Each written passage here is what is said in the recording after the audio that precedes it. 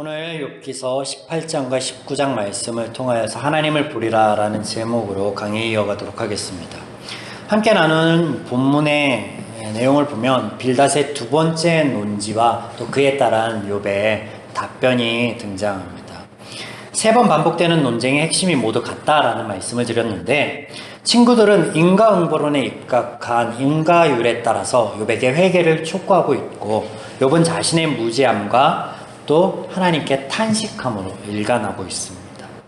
설득으로 시작한 친구들의 말들은 주고받을수록 그 태도가 격양되어지고 말의 강도는 세워집니다. 논쟁의 아들이란 이름의 빌닷의 두 번째 말만 보시더라도 악인의 끝은 정해져 있는데 그는 세상에서 떠나야 한다라는 식의 아주 격양된 발언을 하고 있음을 우리가 보게 됩니다. 본문 18장 17절에서 19절입니다.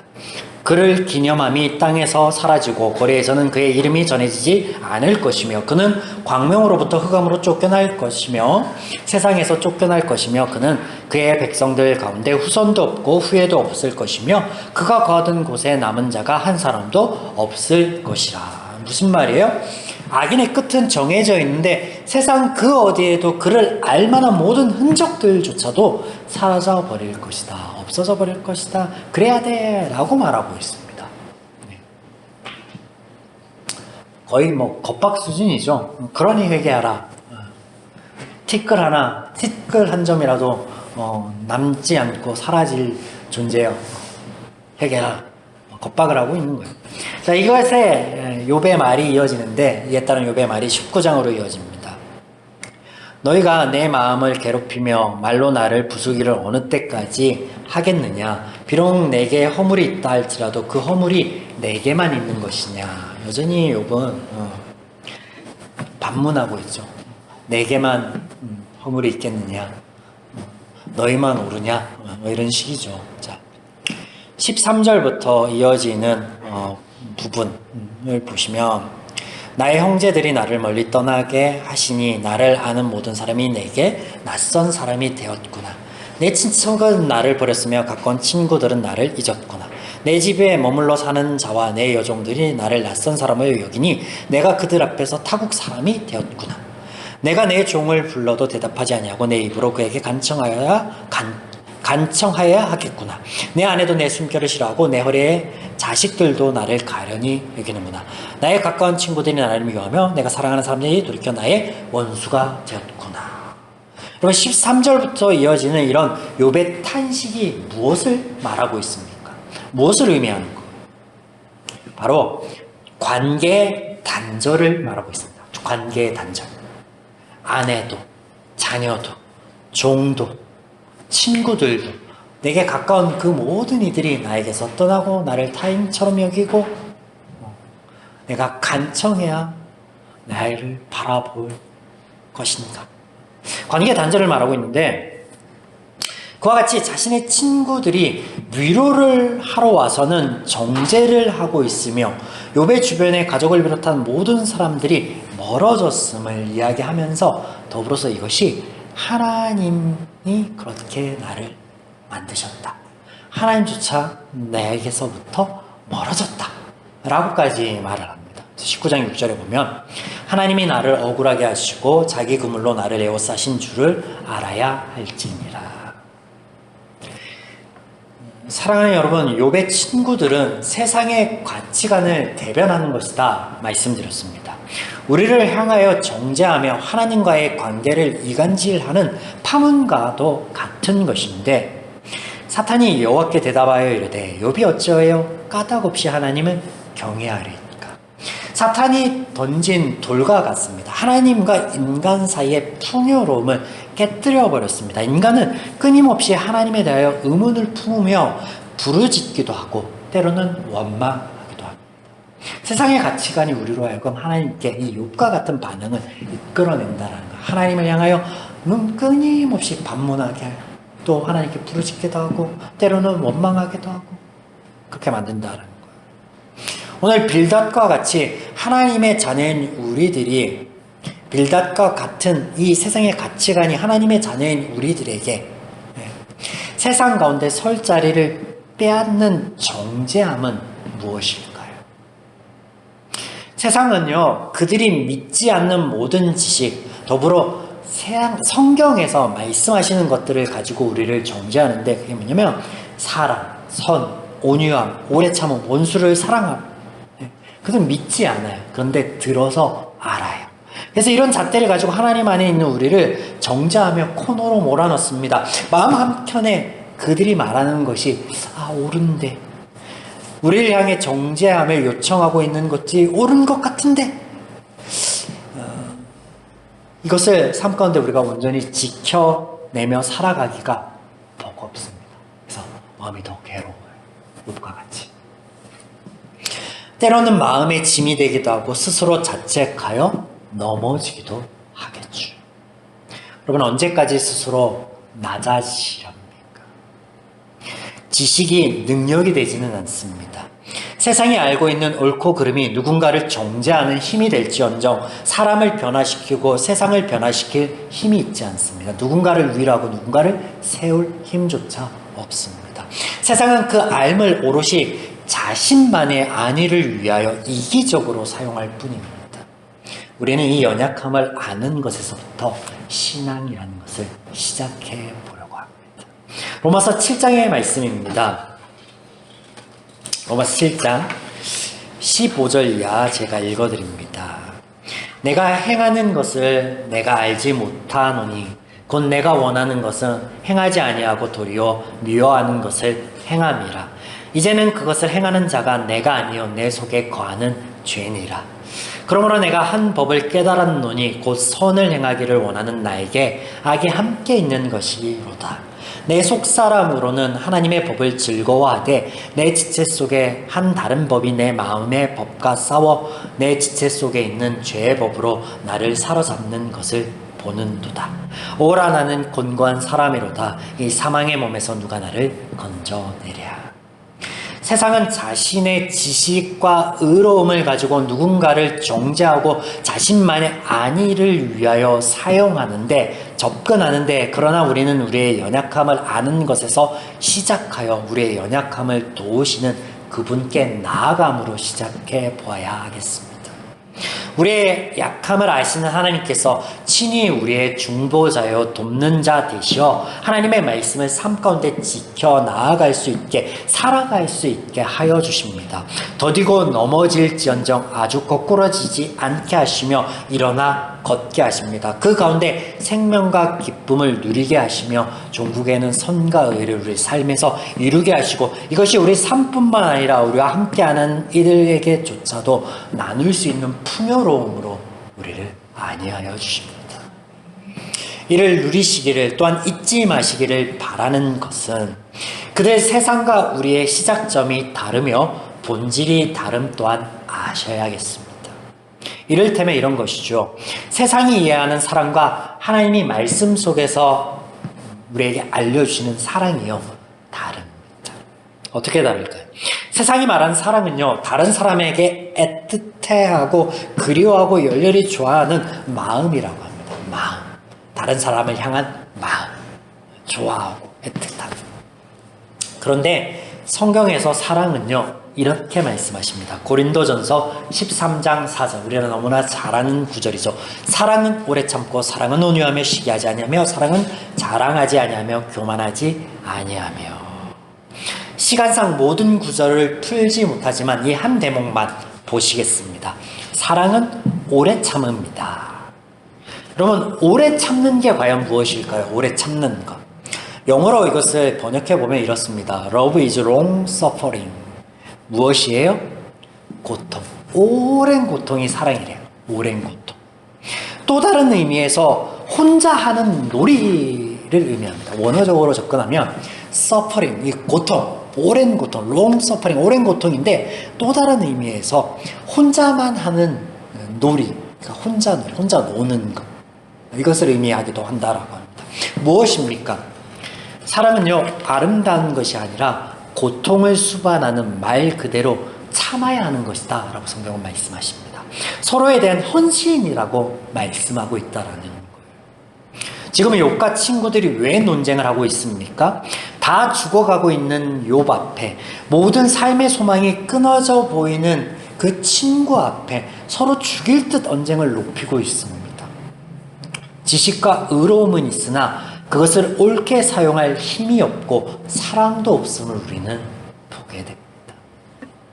그렇다면 우리는 어떤 반응을 보여야 하는 것일까요? 세상의 가치관이 이 욥과 같이, 욥의 친구들과 같이 우리를 정죄하며 나아올 때 우리는 어떻게 반응해야 될까요? 욥과 같이 화를 내고 함께 논쟁해야 될까요? 그것이 그런 뜻이 아니야 하면서 성경은 이렇게 말씀하신 거야 하면서 막 싸움을 해야 될까요?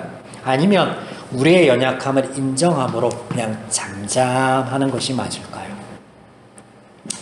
이에 대한 각자의 답변은 다음 우리가 나눌 진리의 말씀을 상고해 본 후에 스스로 돌아가셔서 삶의 자리에서 해보시면 좋을 것 같습니다. 자, 19장에 욥의 대답과 탄식 안의 핵심이 무엇이냐면 관계예요. 관계. 아까 관계의 단절을 욥이 말하고 있다. 그 관계의 단절 안에서 친구들을 향해 너희들이 친구됨을 버리고 나를 정죄함이 옳은가 하고 서운해하고 있는 것, 또 잃어버린 자신을 저주하고 떠난 가족들, 총들, 뭐 이런 것들 안에서 하나님과 친구들이여, 그대들이 나를 정죄하고 비판함이 우리 관계에 깰 만큼 중요한가? 욥은 친구들을 향하여 호소하고 이렇게 자신의 가장 가까이 있는 친구들을 비롯하여 말씀드렸듯 가족들과 이웃들, 집안 사람들, 그 모든 사람들의 관계 단절에서 오는 허무함 안에서 좌절하고 있고 탄식하고 있습니다. 19장의 핵심이죠. 심지어 이것을 허락하신 이가 누구라고요? 하나님이라고 고백하고 있습니다. 그러므로 그가 고백하는 이 하나님에 대한 고백이 하나님과 그의 관계를 정리하고 있다라는 거예요. 하나님과의 관계성을 그렇게 입 밖에 이해하지 못하고 있다라는 안타까운 사실을 발견하게 됩니다. 6절, 하나님이 나를 억울하게 하시고 자기 그물로 나를 애워싸신 줄을 알아야 할지니라.